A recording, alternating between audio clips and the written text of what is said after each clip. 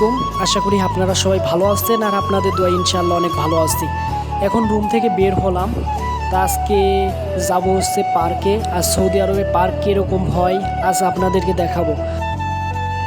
আপনারা দেখতেছেন আমি অবশেষে কোম্পানি থেকে বের হলাম বাঙালি পার্কে যাওয়ার জন্য।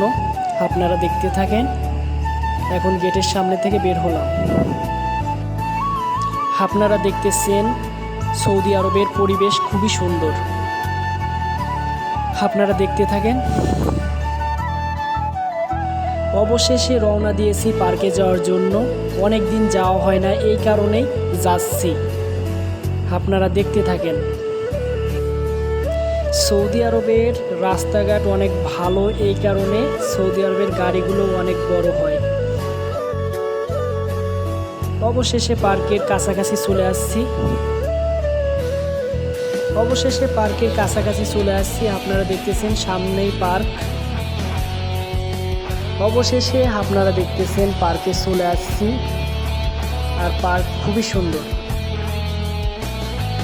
আপনারা দেখতেছেন যে পার্কে কোনো মানুষ নাই, তেমন মানুষ নাই। কারণ হচ্ছে এই দুপুর টাইমে কোনো মানুষ থাকে না, আর রাত্রে প্রচুর মানুষ হয়। বাঙালি পুরো মাঠ বাঙালিতে ভরে যায়।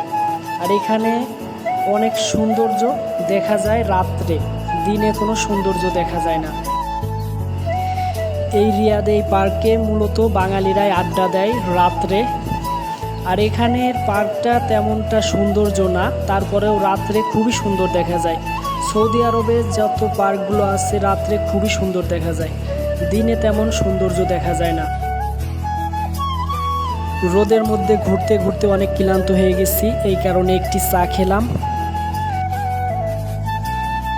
আপনারা দেখতেছেন মূলত এখন পার্কে কোনো মানুষ নাই, তারপরেও আমি একটু আরাম করে নিলাম। কারণ হচ্ছে ঘুরতে ঘুরতে অনেক ক্লান্ত হয়ে গেছি রোদের মধ্যে, এই কারণে একটু আরাম করে নিলাম। আর আপনারা যে ঘাসগুলো দেখতেছেন খুবই সুন্দর ঘাস, যা বলার বাহিরে। এখন আপনাদেরকে কিছু কথা বলি, শোনেন।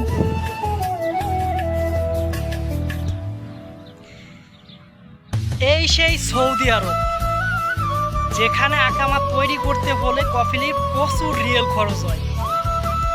তাই তো 100%-এর মধ্যে 50% মানুষেরই আকামা থাকে না এই সৌদি আরবে। আর এই আকামা যাদের নাই তারাই একমাত্র বুঝতে পারে এই সৌদি আরবে টিকে থাকাটা কতটা কঠিন।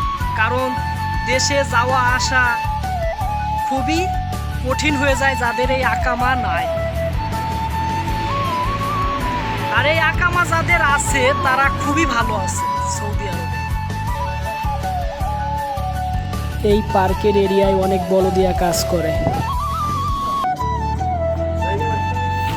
ঠিক আছে ভাইজান। আপনারা যে বাঙালিদেরকে দেখতে পাচ্ছেন এরা হচ্ছে 4 জন বাঙালি বলদিয়া কাজ করে। আর এদের সাথে আমি প্রায় 1 ঘন্টার মতো কথা বলছি।